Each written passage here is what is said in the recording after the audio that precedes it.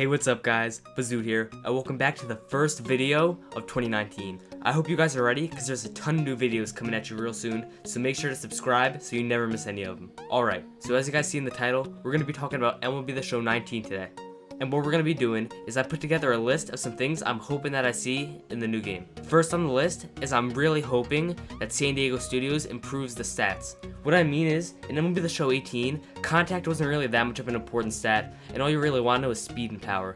I'm really hoping that this year, the devs can make all of the stats of a player really important in how good he is and how good he's going to play on your team. Next up, I'm hoping that we get weekly updates. In MLB The Show 17, we got updates every week where the market would change and players would go up in overall. But last year, they changed it where it was every 2 weeks that we would get it, and at one point in the year, we didn't even get an update for 3 weeks. I'm hoping that they could bring more updates regularly and bring more content to the game with these updates. Something else I'd really like to see in the new game is allowing gold to diamond card exchanges. Last year, they added some exchange sets where you could bring bronzes to silvers and silver players to gold players, and that was really awesome. But what I want to see this year is have gold players be able to turn into diamond players. I know last year it was really helpful in making money, and if you even wanted to risk it, you could hope to get a really good gold and sell them, but it would be really nice if you could turn some golds into diamonds. I'm not saying it has to be the highest overall, like I'm not expecting to get Mike Trout from it, but if you could even just get a low overall diamond, that would be pretty awesome. Next up, I also want something to be done with souvenirs. I know a lot of people aren't happy of souvenirs being added to the game, and I know I'm not happy either. I think San Diego Studios should either remove them from the game or make them more important. Like maybe you can use them as the uniform instead of having to create your own. But whatever happens, I just don't want to see them being used the same way in MLB 19 that we saw last year. Something else I want to see is I don't want missions being as grindy as they were. I think it's kind of ridiculous having to spend a few days just to unlock one card when a new card's going to come out in a few weeks anyway that you're going to be grinding for then. I know in MLB 18, I spent a lot of my time grinding and didn't get that much of a chance to play online. I'm not sure how they can change this, but any way that makes it less grindy would be better. Or what they could do is make the cards more rewarding for the more grindier missions. I understand if one of the best cards in the game, it takes a while to unlock, but I mean, if you're getting like an 85 overall low diamond, I don't think you should be spending a day or 2 days even grinding after him.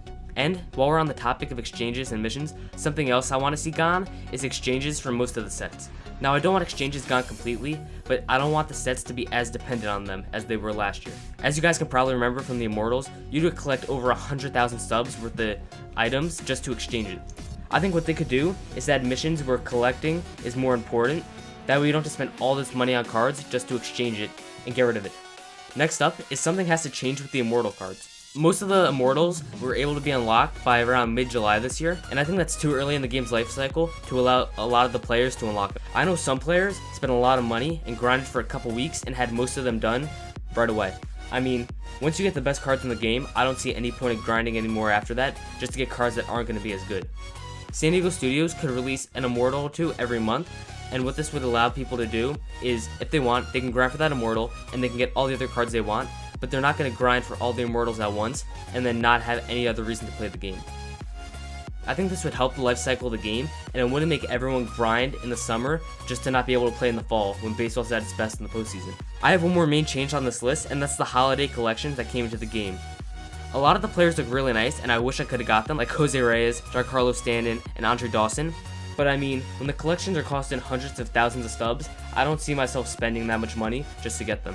I would have liked to try out all of those cards, but I didn't find it necessary to go out and spend so much money just to get a card or two. I'm not sure if San Diego Studios could change this, but if they could do something where you have to get some stats with the player and maybe collect a few cards, I think that would be way better, instead of making it just based on how much money you spend, or if you get lucky in pulling a pack.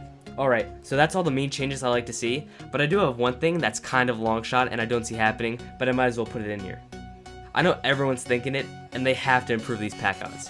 I mean, it costs $1 per pack, and I think that's way too much, especially when you're just going to get common and bronzes that you're not going to end up using ever. I know we'd all love to see the pack odds boosted. I mean, like, who wouldn't? And I think this is something they'd have to do. I know it's a business and they gotta make their money, but maybe there's some way they could work it out where the fans are gonna be more happier and they're still gonna make as much money, if not even more, if they find a clever way to do it. I'd also like to see more different packs introduced into the shop. I mean, most of the packs that we saw were packs where you had a better chance of getting one specific player, the Player of the Month packs, and the Holiday Equipment packs, and you know how I feel about those Holiday Equipment packs. So I think it's really important that we end up getting a greater variety of packs, and I think it's just going to add more content to the game, everyone's going to have more players to choose from, everyone's going to have a better time. I mean, I don't see a problem with that. Alright guys, that's my list for things I'd like to see coming to the new game, and if you have any other ideas, leave them down below in the comments because I'd love to see them. I mean, even if the developers introduced just a few of these things to Diamond Dynasty, it would make the game so much better. Alright, but that's enough of it. I'm going to be posting a lot of MLB The Show videos coming up soon. You better look out for that. It's coming out in a couple months. I'm so excited. I know you guys are too. But that's it. If you enjoyed this video, make sure to subscribe and hit that like button. I'll see you guys later.